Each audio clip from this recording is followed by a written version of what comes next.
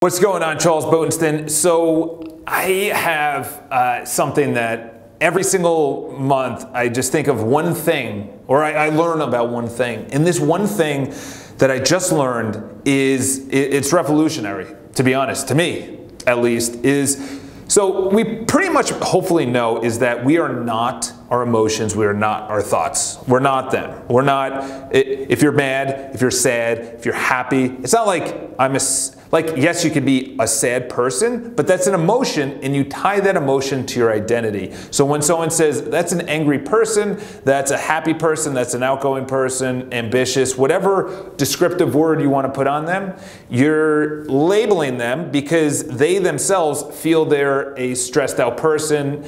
There's so many ways that you can think about this. So if you're looking at someone that in your eyes, that person is happy, sad, angry, blah, blah, blah. They could be that in the moment, or they could be that all the time. And then they become that. In your mind, that's them.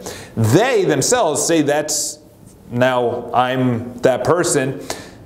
If you think you're a stressed out person, you will look for ways to be stressed out. If you think you're ambitious, if you're happy, if you're excited, if you are outgoing, whatever the case is, you'll look for ways to be that person. You'll be true to your identity. So you are not your emotions, you're not your thoughts. So if you think you're happy and sad and whatever, they're just synapses, they're just electrical synapses in your brain going between the dendrites, which are just literally just gray matter in your brain just going, and it's just making you sad or happy or excited or ambitious or motivational or whatever the case is. So you're not actually that. This is the revolutionary part, is that someone brought it up like meditating. It's a great way to actually bring it up, which is you observe your emotions and your thoughts. So you already observe your thoughts, but your emotions. So say you feel that you're getting sad or angry or pissed or stressed or whatever the case, I don't know, just an emotion you don't want to have, jealousy, and you see that it's coming on, or fear or something like that. You can now think of it as you're observing your thought or your emotion. So jealousy comes on, you just say, I'm observing right now that I'm jealous.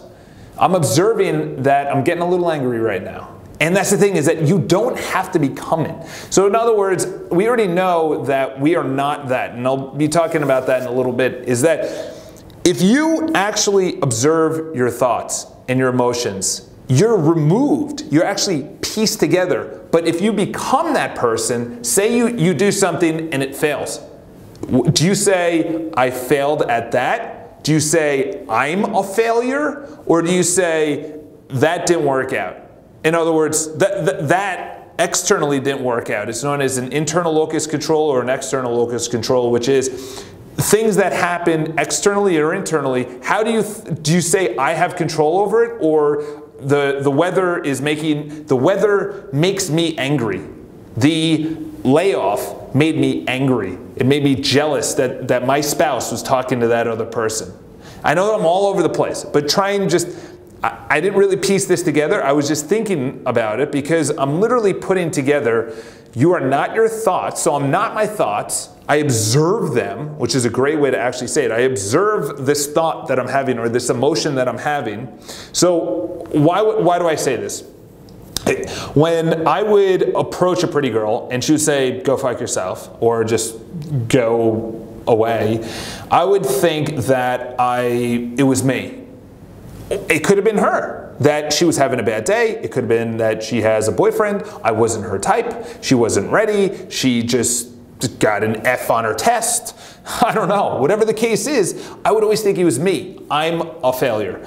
I'm a loser. I will not find someone. I actually thought it was me. I thought that what happened was me. Then I thought when I was angry and jealous and pissed off and everything else, that was me and who I was. So you observe your thoughts and emotions. That's not you.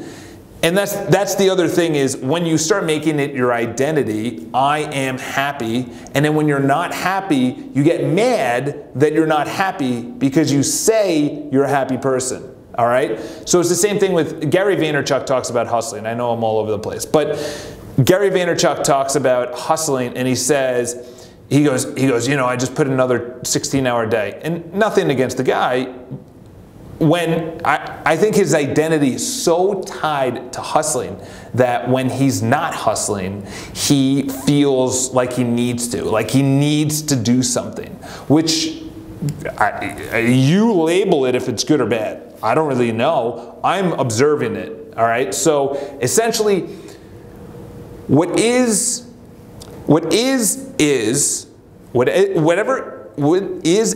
and what isn't. That's really what it comes down to, is that what is, and what isn't. It's just complete acceptance. Complete acceptance is that a thought's coming in, pissed off, happy, angry, sad, jealous, and then you just say, okay, observe it like a cloud passing above. And then you just accept it, and then you move on. I know I was all over the place. I hope there was something you got out of this. I'm going to piece it together. This was kind of just like a test, just speaking it out and kind of clearing my mind on that, because I would always see myself as a loser. What the heck? How am I a loser, or like a failure, or not good enough, or something like that? And it's really not that. That's an identity. And then I would think, I'm mad, I'm sad, I'm angry. So it's not that you're an emotion, but then to actually say you're observing it, that really kicked me in the ass. So find out what you guys thought of that. I don't know, maybe you could piece it together better than I am, but let me know if you have any questions. Subscribe to the video. Talk to you guys soon.